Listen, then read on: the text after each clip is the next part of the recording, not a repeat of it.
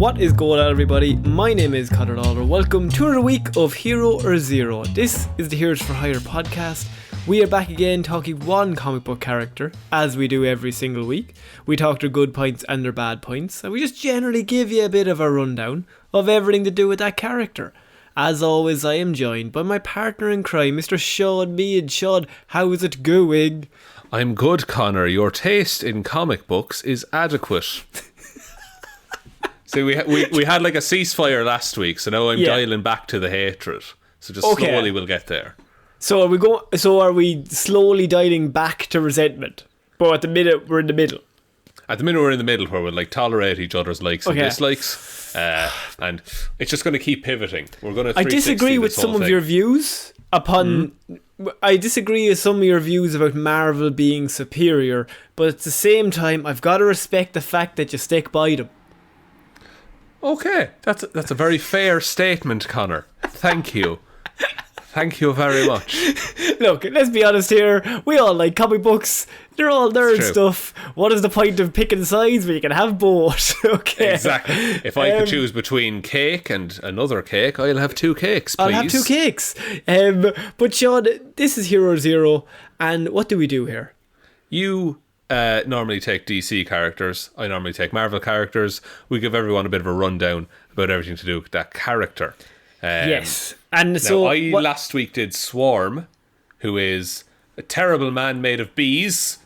And so you, Connor, made of bees. But also, one of my faves. I think I love Swarm. You love all of my shit characters, I think. But like, I like a level of shit that's so bad, but they don't realise they're shit. Like, there's some characters that are just shit, but if they're trying to be actually properly a villain, but they're just really dumb, I quite enjoy that. That's fair. And there's a lot of those in Marvel, so I'm fairly set for the years ahead. Yeah. But I'm not terribly familiar with a lot of DC characters, Connor. Well, lucky for you, Sean, I am here today to talk about a character that will be involved in The Suicide Squad, directed by James Gunn, and will be getting his own show afterwards, written by James Gunn. Interesting. Starring a certain very large man who just appeared alongside La Familia. That is Mr. Jonathan Cena. Bold of them to cast an invisible actor in that role. I mean, it's just the old one, but a good one, Desi. How much do you think he hates that joke, or do you think he likes it?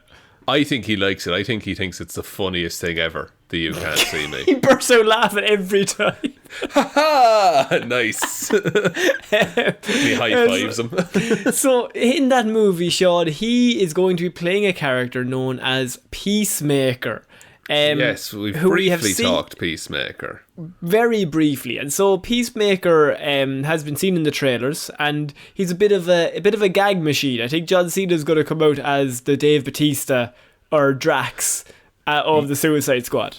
Yeah, the unintentionally comedic guy kind of a thing. Yeah. And so now Peacemaker's an interesting one because he's been around for quite a few years, but he started off in Charlton Comics in 1966.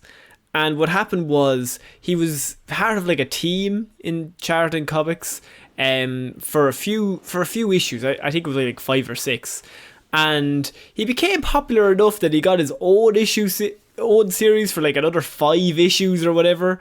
And so, I mean, not that big, but known very vaguely. And so what happened in the meantime was that DC Comics, they bought up a lot of comic books back in the day. They were the big dogs. Yes. And so they purchased Charlton Comics. And alongside that, of course, you get all of the characters. Very similar to what, Disney did with Fox a few years ago. So they bought the property and now they can do pretty much whatever they want. Yeah, and so what they did was he was acquired by DC Comics, and so he was introduced during the Crisis on Infinite Earth series. And how they wrote that was, it was basically seen that all the characters on Charlton Comics were all part of like Earth 4, and so that's why they had never been appeared, because they were all on Earth 4. And right. And then during Crisis on Infinite Earths, what happened was they merged them all together. So they brought him into DC, into just a regular continuity that way. in like a story, like they didn't just have him pop up one day. Like there was a story reason why he hadn't been seen up until this point. They used Crisis on Infinite Earths in 1985 to basically bring in all these characters from all these different comic books that have been maybe years past, but now they have all these brand new toys to play with, so why not use them? Cool. And the character was actually used as a basis for Alan Moore's Watchmen character, the comedian, would you believe? Interesting. My random piece of trivia. So, Peacemaker is Christopher Schmidt, and he's the only son of an Austrian munitions manufacturer, Wolfgang Schmidt, and American children's book author Elizabeth Lewis. So Christopher's toddler years were pretty typical for a child of his social and economic class. However, Christopher's life quickly changed, Sean. This very quickly goes straight into it. Dead parents. Dead father. Now it's worse. The shock. It's worse than you think, because Christopher's father not only killed himself, but he killed himself because his past was revealed. That World War II documents obtained warned that Schmidt had been an officer in the Nazi elite corps. Oh, secret Nazi father. Secret Nazi father. You don't see it often, Sean. My God, it's rare when it pops up, but when it does. Yes. And so the father gets outed as a secret Nazi from back in the day, and he does what any normal father would do, and it basically is also revealed that he is responsible for the deaths of 50,000 innocent people. So, knowing his arrest was imminent, Wolfgang committed suicide right in front of Christopher on his 5th birthday. Jesus, fuck, this is heavy. Heavy. It's heavy stuff, Sean. Were all comics like this in the 60s? I know. So this is in the 60s. Sorry, this is Crisis. This is they've started this in the 80s. Oh, the 80s. A time of hope, some would say. And so, yeah, you know how it is. It's a tale as old as time. Boy turns 5, father outed as Nazi, father kills himself in front of child on 5th birthday. And we've all heard it. And how does this like progress? How does this drive young Peacemaker forward? I would say it has an emotional impact that completely changes him forever. Oh, well, it would, wouldn't it, really? It would, Shoot the question, really, Sean, yeah. Logically. So his mother, Elizabeth, wanting to erase the taint of evil her husband soiled her with, quickly relocated from her to her native land with Christopher and legally changed their last name to Smith. The death of his father and constant upheaval at such an early age left Christopher severely traumatised. Christopher became unruly and a bully throughout his adolescent years. Now, when he turned 18, he enlisted in the military, which seemed to have a positive influence over him. And in a couple of years, he was recognised as an exemplary soldier. Amazing. Great, okay. Things turned around for Christopher, getting his life together after a troubled upbringing. Yeah. I love it. You love to see it in comics. His unit was sent to where he continued to serve with distinction and was promoted to sergeant. And during the 10 months of his tour, Christopher led a scouting mission on a small village suspected of harbouring enemy North Vietnamese troops. And it was at this village that Christopher decided that he had had enough of the people staying in that village, as for no apparent reason, Christopher fired upon the village's inhabitants, killing old men, women, children, as Anakin would say, not even just the men, the women and the children. Oh, so this seems fairly out of the blue for such a decorated military sergeant. It kind of implies he might not be all there mentally, no matter how exemplary of a soldier he is. Right, he just decided he'd had enough of the village. Yeah. Fair enough. And so he is court-martialed and he's sentenced to life imprisonment at a penitentiary, which makes sense. Yeah, you can't do that stuff. No, you can't. I just think that's frowned upon. And so, near the end of his 2nd year of imprisonment, Christopher was offered a pardon. if he joined Project Peacemaker, a top secret, high-tech, independent anti-terrorist squad. 8 months into the program, Project Peacemaker was shut down and quickly became lost in the bureaucratic shuffle. Now, Christopher, he didn't like that because he had been asked to leave. It was his big out. And he wanted to stop terrorists still. Yeah, he loves peace. He loves peace. And so he might have still been court-martialed and he was only there because he was doing the project. But now the project no longer exists. So he uses this to his advantage, and he was able to walk out of the base and disappear without incident on the day it was shut down, without anyone noticing he left. I mean, because he had upheld his end of the bargain by all accounts. Yeah. Like, you know, like it's not his fault it got shut down. Now, I am struggling to imagine John Cena playing the man who kills innocent civilians with reckless abandon. This is true. I think they might slightly change this, but this is comic book Peacemaker. Now, of course, James Gunn can do whatever he wants because he's not that big a character, so you can change it as much as you want. So he was able to walk out of the base, and a year later, he reappears, running his father's businesses and heading to the Pax Institute, which is a non-profit organisation devoted to the interest of peace and providing social services to victims of terrorism the world over. A very, very good deed. A very good thing to do, which is the most uncharacteristic thing he's done so far. I mean, is he good or bad, Sean, is the question. Connor, I hate to put these words in your mouth, but is he some kind of an anti-hero? I mean, I don't want to say anti-hero, but he is all over the map. Depending on what he does, or what he does in each story. He's just a lunatic who wants peace. Okay, a very dangerous combination. Yeah. And so the experience of the program steered Christopher to achieve its prime directive, the combating of terrorism. And so what he's doing is, using his actual real name, he's running this business and he's heading up this non-profit organisation devoted to ending terrorism and promoting peace. Yes. But at the same time, he's taken the Peacemaker name for himself and established a new costume identity as the Peacemaker, so he's going to do a crime fight in it as well. He's a vigilante man now. A vigilante man, yes. And so Christopher's sanity became increasingly unstable and his actions more and more violent the longer that he was Peacemaker in the field, going around stopping terrorists, but basically every time he did it he became a little more insane. Right, so he'd go further and further and eventually it's this thing, there's probably commentary in there somewhere, but it's like he just sees the end goal, which is peace.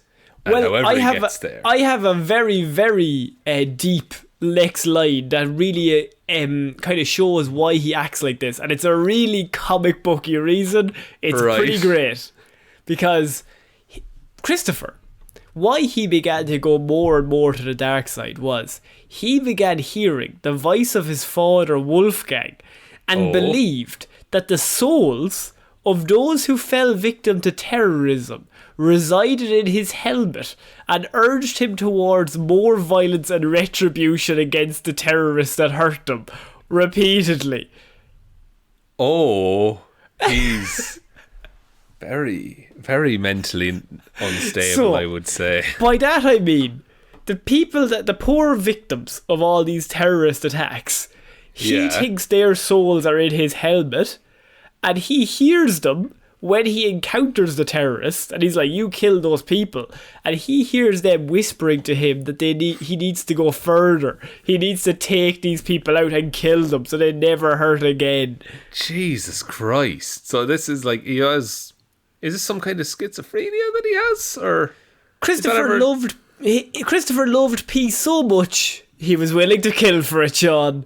Love it. Great tagline. I mean, I think the idea is that he's a very traumatized child, and he has never been mentally stable ever since his father killed himself after outing himself as a Nazi on his 5th birthday. Look, in front of him. in front of him, let's address that as well. He also, let's be clear, he's not in the right with what he's doing either. No. Does he have powers though? Like, is he a super soldier or No. So, just a regular man? attempts to stop his violent tendencies or control them came from the top secret government bureau led by Valentina Vostok, called the Agency. However, Christopher could not be contained, so they tried to basically bring him in because he's such a good agent, but I mean, he just can't be held back. He's a wild card. And so he could not be contained so much, he began creating enemies to fight just to kill them. Harry Stein and the Vigilante were two such enemies he pursued. But the Vigilante's another hero that goes around, and he just decided that the Vigilante was evil and his enemy. And so he went around and he just killed the Vigilante. Just because he could. Just because he had deemed him bad. He had deemed him bad. He was ruining the peace. Right. So, how does he feel about Batman in that case? I mean, it would be a good fight, but I think Batman would beat the shit out of him. Oh, like in a second. So, despite his instability, the agency attempted to make him a field operative. Just point to that one village in Vietnam where it used to be and tell me that man is to be a field operative. They've seen all of his actions up to now, and they're still in the mindset, oh yeah, but we can control him. We can get him back on side. It'll work this time, guys. So they were able to recondition him so that the soul speaking to him within his helmet disappeared, and he was given a live psychologist in which to resolve his fears. So his psychologist would follow him around in his helmet, and so he would talk to her at any given time. So any time he's in the field, he's undergoing therapy as well. Just constantly, yeah, just to kind of, because he's so good at killing. That's true, you need someone to dial that back on the fly. Around this time, Vostok relinquished command of the agency to Harry Stein, who recreated it into a new organisation, dubbed Checkmate. In relation to its chess-inspired command structure, Christopher continued to work for the newly reformed organisation until they kicked him out because he was too much of a wild card. Harry thought as well. Harry's a big man in terms of rebranding, by the way. To go from the agency to Checkmate. Checkmate's a good one. Excellent. Checkmate's a good one. But also, you know you can't keep this lunatic under control. So what happened next is Amanda Waller hears of this amazing agent who is a lunatic but is very effective. If there was only some way that we could control him, he would be great. He would be of great use to us. We sew his mouth shut and turn him into Deadpool. Christopher was next recruited by Amanda Waller to join the Shadow Fighters, who were like an offshoot of the Suicide Squad.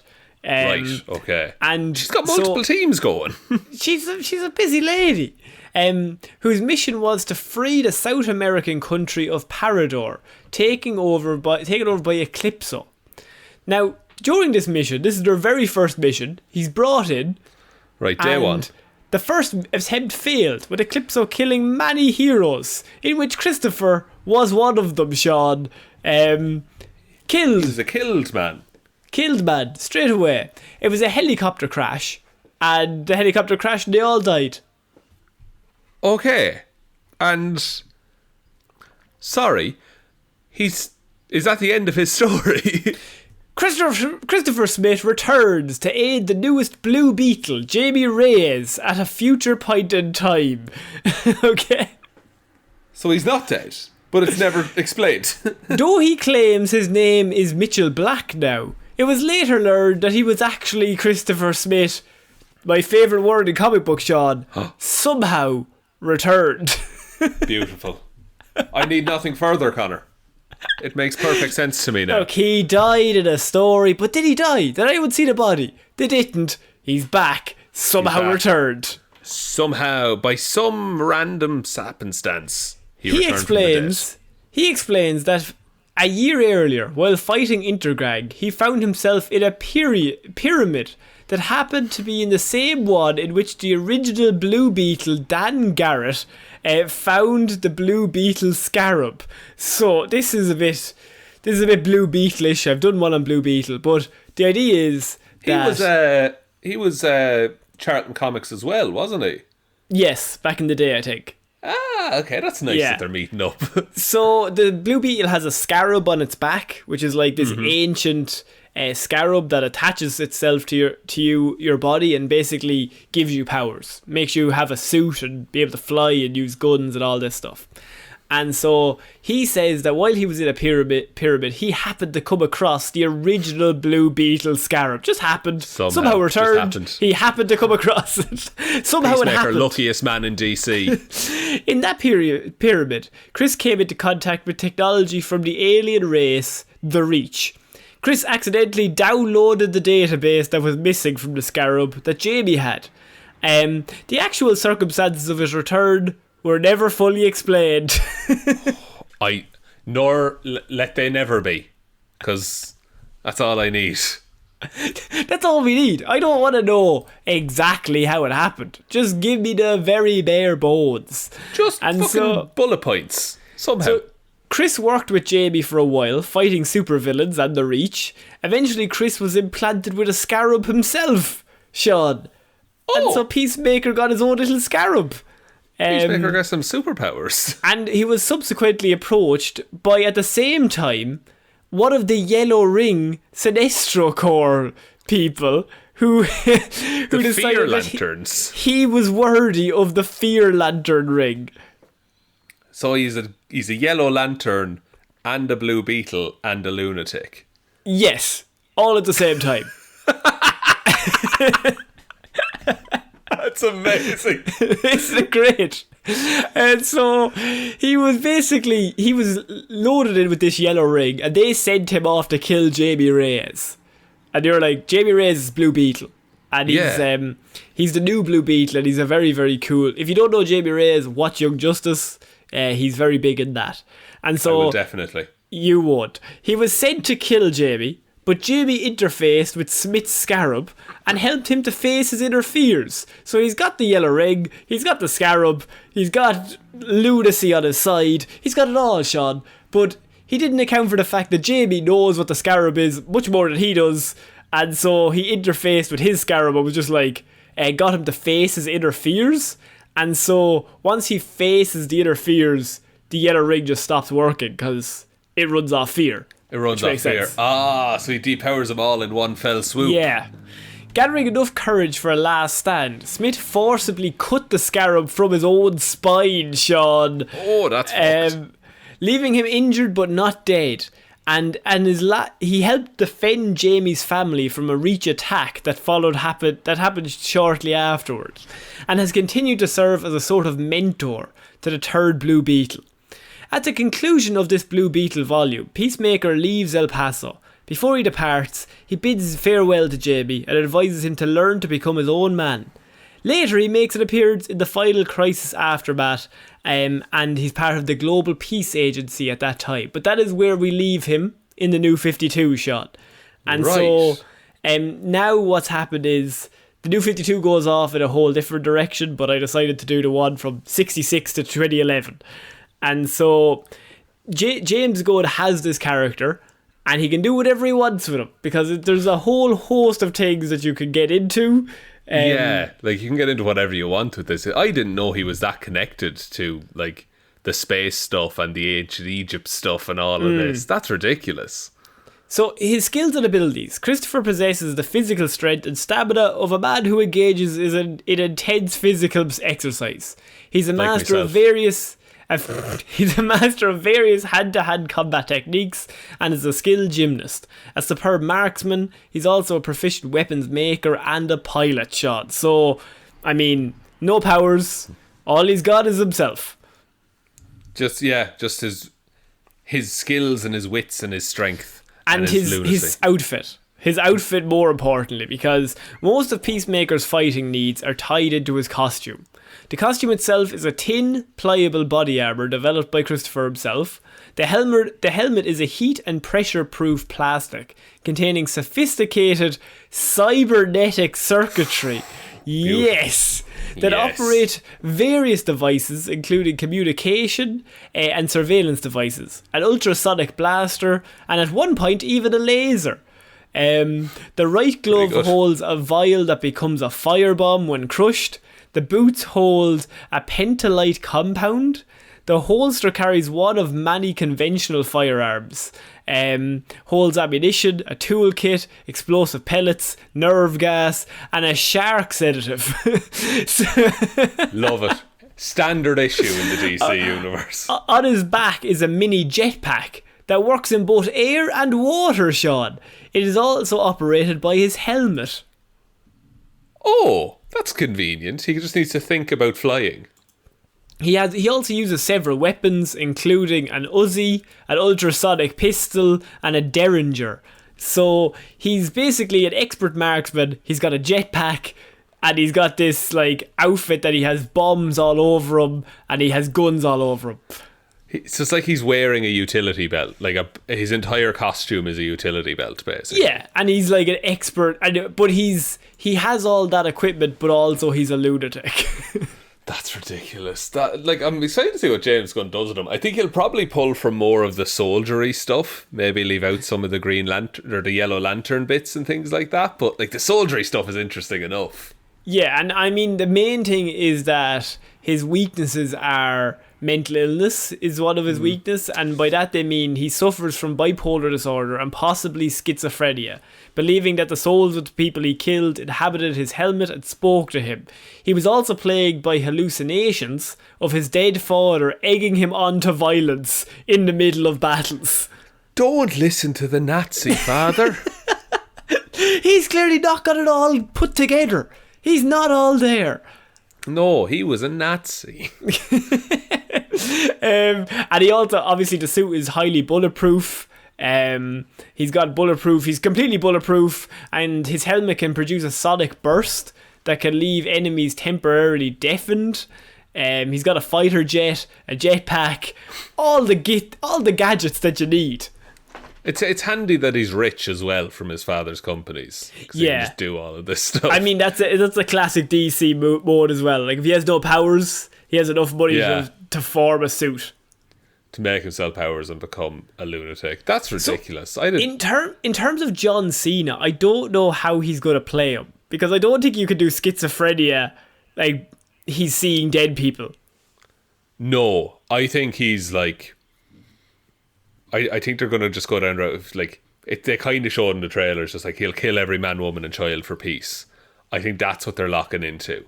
Like that's just his singular goal, and that's all he cares about. I don't think they'll go down the Nazi father, schizophrenia, Egyptian scarab route with things. Yeah, it's now the Blue Beetle story I threw in there just to kind of give a bit of a difference to the stories, because like he's just involved in mostly battles, whereas he was involved in some ancient Egyptian Sinestro Corps story, and I was kind of like, this is kind of different, I'll throw this in.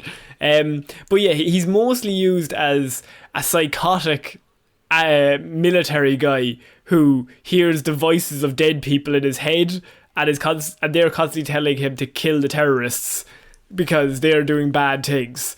Yeah, I like the therapist in his helmet thing. I think that's a really interesting thing to give a character like that. That like just during the battlefield they'd be like, and breathe. And I like how every single military group is like, no, we'll control him.